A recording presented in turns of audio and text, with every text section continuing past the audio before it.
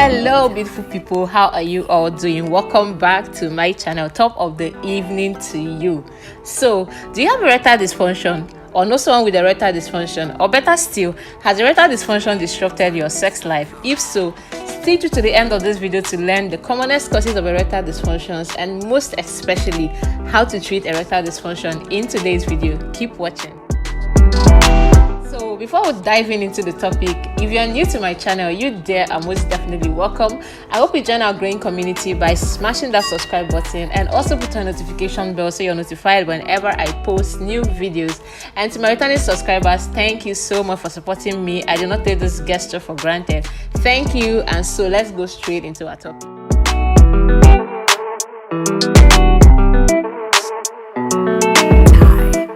Erectile dysfunction is the inability to obtain or sustain erection sexual intercourse. So it's that simple. When you're unable to obtain erection, or you do so but you're not able to sustain it through a sexual intercourse, that is simply what erectile dysfunction is. Before we dive into the various causes of erectile dysfunction, let's look at the mechanism of erection. Now, for you to get an erection, what simply happens is that there's increased blood flow to the penis. So whenever you're sexually aroused or you touch your genitals, impulses are sent to the brain. When these impulses return back to your penis, what happens is that the blood vessels in your penis becomes dilated.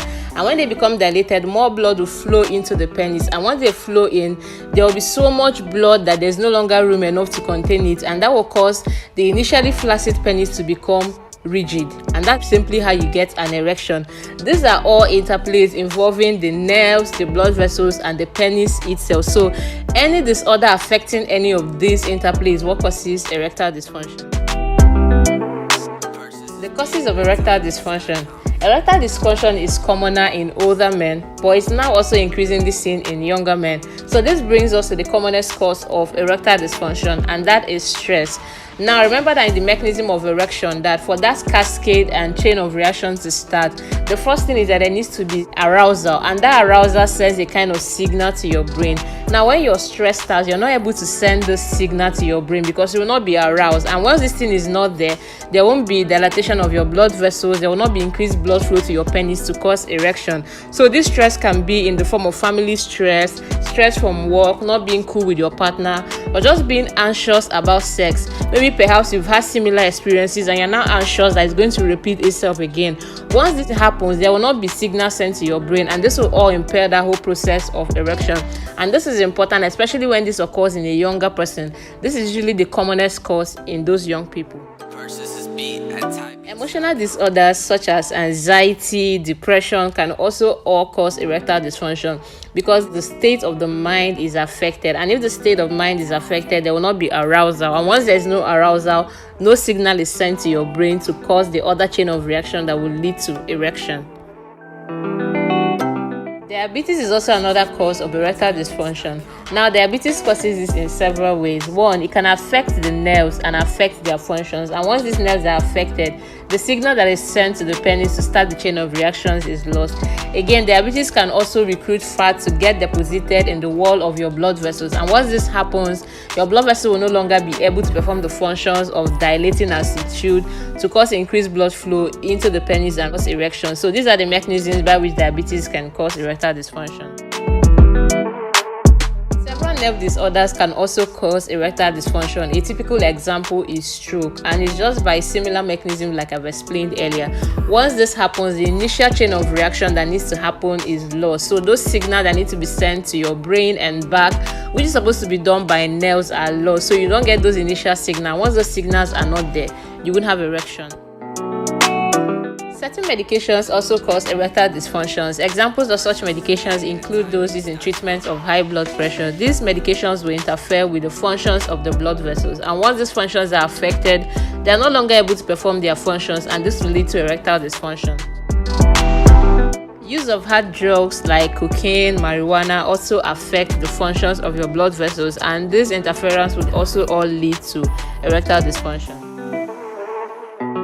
Lastly, heart problems are also another cause of erectile dysfunction. The primary function of the heart is to pump blood to the various organs in the body. So when the heart is failing and is no longer able to perform this function, there won't be blood flow into the penis to cause erection, leading to erectile dysfunction. So the treatment of erectile dysfunction requires a combination of different methods. Like we said earlier, the commonest cause of erectile dysfunction is stress. So that brings us to the first method in dealing with erectile dysfunction, and that is lifestyle modification. So in dealing with stress, you want to sit down and find out the source of your stress. If it's work or you not being cool with your partner, you can try to talk with them, make them understand how you feel, and they can actually help you walk you through the process, and you make you feel less anxious and make it more likely that you have sexual arousal, which would all help you to get erection eventually. You can also look at other risk factors that will increase your chances of getting erectile dysfunction, such as smoking. Smoking cessation will reduce your chance of having damage to your blood vessels, and overall this will improve your chances of getting an erection. Again, you could also want to increase your healthy diet and try to exercise more. You also want to reduce anxiety by talking to someone or seeing a therapist if it's something beyond your control. Now, when this method fails, you can move over to medications. There are several medications used in the treatment of erectile dysfunction. One of them, commonly bought as over-the-counter medication, is Viagra. But be very careful not to abuse these medications, because most cases of erectile dysfunction can be treated by simple lifestyle modification. If you have to take this medication, please take them under doctor's prescription. Avoid overdosing on this drug, because this can compromise the blood flow to your penis, and at the end of the day, they may need to amputate your penis, and I'm sure that is not what you're going to like. So please use this medication with caution. I hope you found this video quite helpful. Please, if it was, go ahead and give this video a massive thumbs up. Also remember to like and share to people that will learn one or two things from this video. Thank you so much for sticking through to the end of this video. See you in my next video.